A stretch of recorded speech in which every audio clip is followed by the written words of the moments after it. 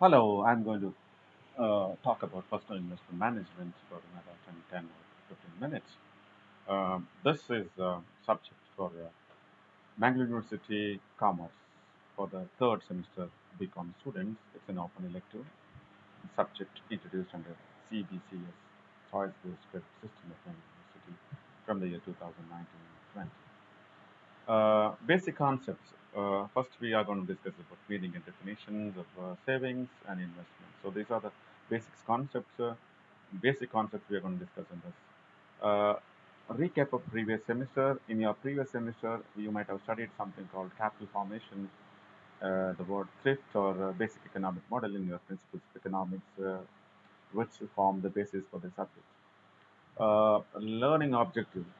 End of the session, you'll be able to know about the conceptual clarity on savings and investment. That means what is exactly savings is all about, how the savings concept is emerged, etc.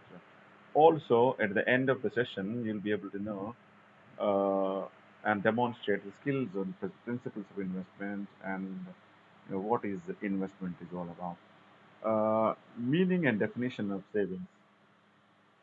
The word savings oftenly be used. People some amount of money, whatever they left out after their income, after the income is spent, that is called savings. So savings is a concept which is emerged from economics, as I said, and J.M. Keynes has defined it. According to him, saving is the amount left over when cost of person's consumer expenditure is subtracted from the amount of disposable income that he or she earns in a given period. This is what J.M. Keynes defined. J.M. Keynes is one of the eminent economists who was credited with introducing macroeconomics during the Great Depression, and his theory of general employment in 1936. It is a famous book which has become well known. So, according to him, savings is equal to disposable income minus consumption. Key features of saving. Savings involve sacrifice, that is, setting aside for future consumption by restricting current consumption.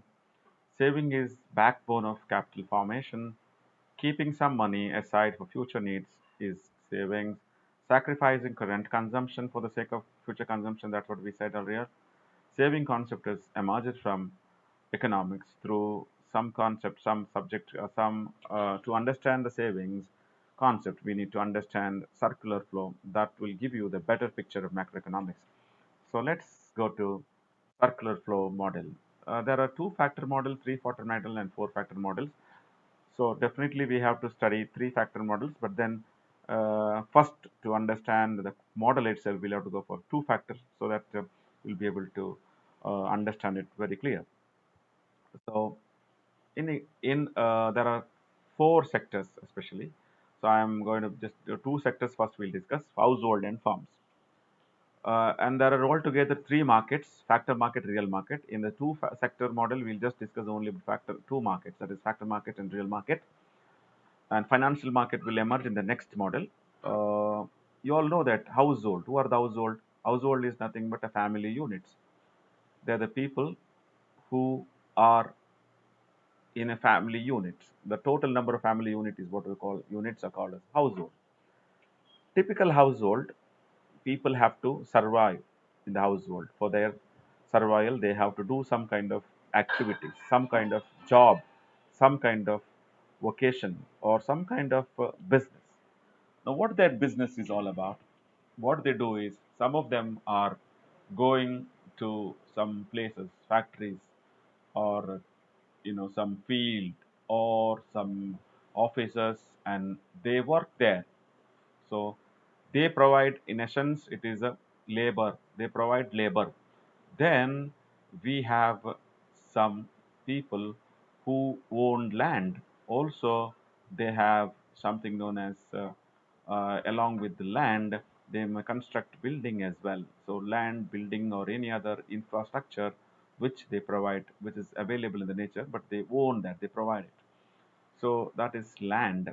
And some people, they are the owners of this land. Some people are laborers, some is land. And then some people have some money, they try to invest in business and they provide some amount for running a business. They are called capital. It could be shareholders, it could be partners, or it could be from individual business person point of view as well. So they provide capital. And the fourth is organizing skill. The people who are called entrepreneurs. Entrepreneurs are the ones who are organizing all the factors like land, labor, and capital together and make the business to work. So they are the fourth factor. So who are supplying? Who are all these people? They must be from the household. They are from the household. So then, why they provide these services? They provide services because their job, it is their business, it is their vocation, it is their employment. So for that, simply they don't do it. They expect a reward. So the reward for these factors are for the land, they get rent, for the labor, they get wages, for capital, they get interest, and for entrepreneurial skills, they get something known as profit. Now, these are the rewards.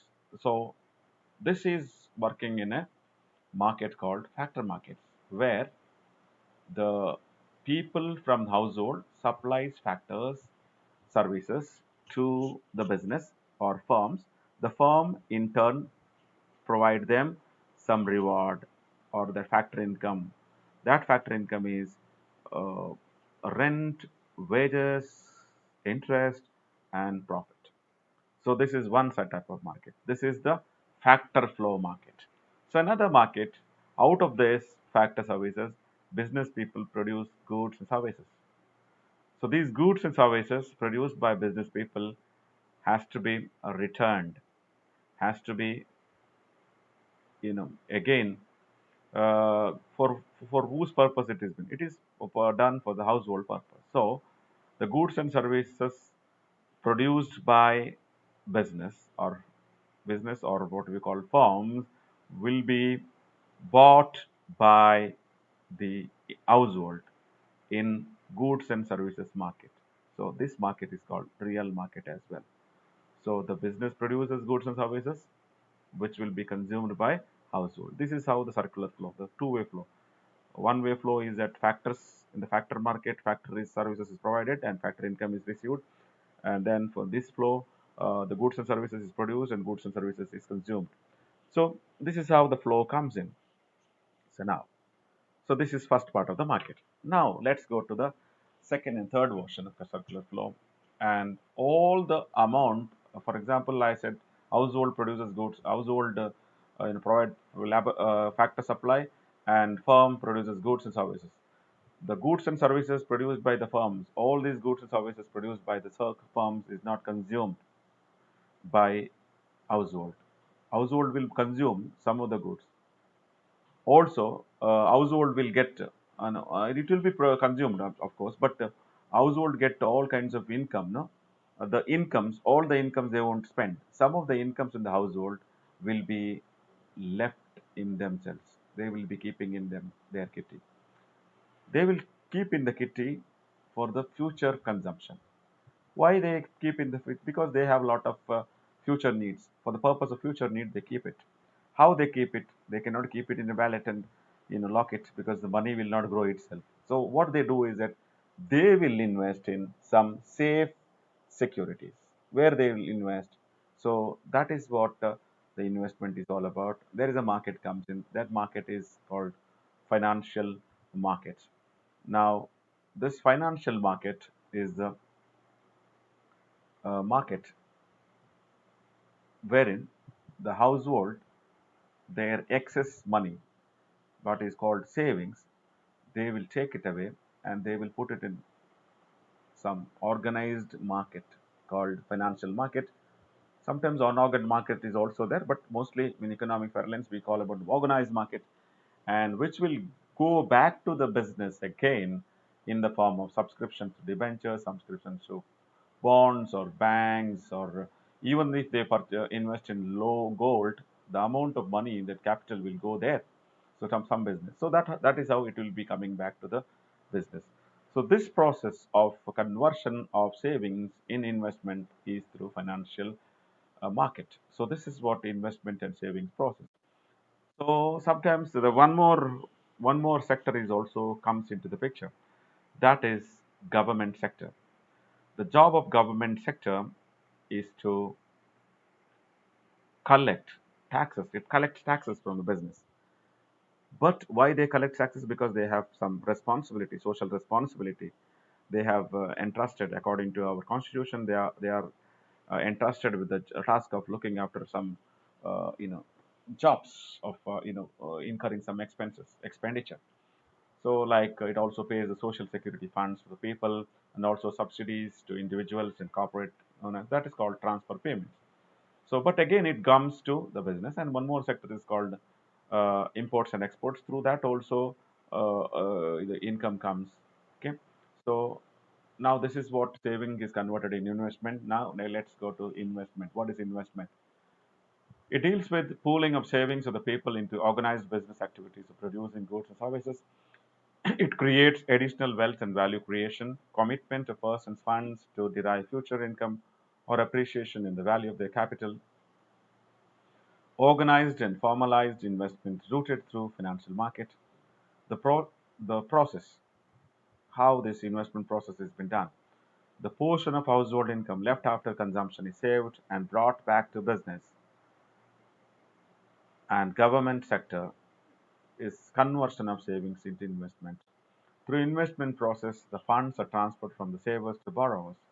The leakages from the business sector in the form of unspent consumption, the leakages from the household sector in the form of unspent consumption expenses brought back into business through the organized working of financial market and injected into the business sector. There are many avenues investment available to individuals.